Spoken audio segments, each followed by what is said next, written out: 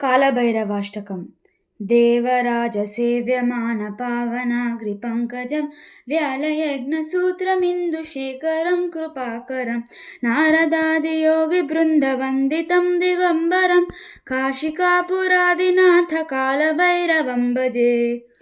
भानुकोटिभास्वरं भवाब्धितारकं परं नीलकण्ठमीप्सितार्थदायकं त्रिलोचनं कालकालमम्बुजाक्षमक्षचूलमक्षरं काशिकापुरादिनाथ कालभैरवं भजे।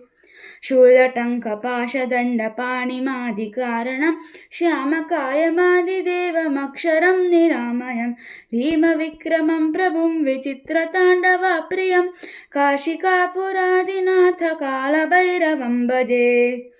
भुक्तिमुक्तिदायकं प्रशस्तचारुविग्रहं भक्तवत्सलं स्थितं समस्तलोकविग्रहं निक्वणन्मनोज्ञहेमकिङ्किणीलसत्पटिं काशिकापुरादिनाथ कालभैरवं भजे।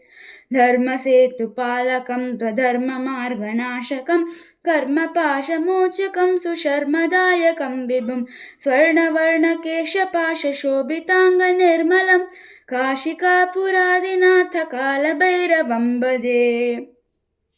रत्नपादुकाप्रभाभिरामपादयुग्मकं नित्यमद्वितीयमिष्टदैवतं निरञ्जनं मृत्युदर्पनाशनं करालदंष्ट्रभूषणं काशिकापुरादिनाथ कालभैरवं भजे। अट्टहासभिन्नपद्मजाण्डकोशसन्ततिं दृष्टपातनष्टपापजालमुग्रशासनम् अष्टसिद्धिदायकं कपालमालिकाधरं काशिकापुरादिनाथ कालभैरवं भजे। भूतसङ्गनायकं विशालकीर्तिदायकं काशीवासलोकपुण्यपापशोधकं विभुं नीतिमार्गकोविदं पुरातनं जगत्पतिं काशिकापुरादिनाथ कालभैरवं भजे।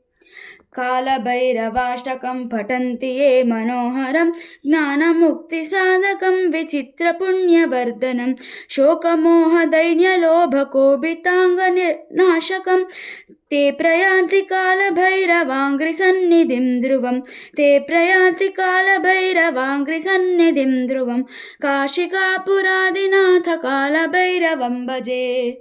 ಧನ್ಯವಾದಗಳು।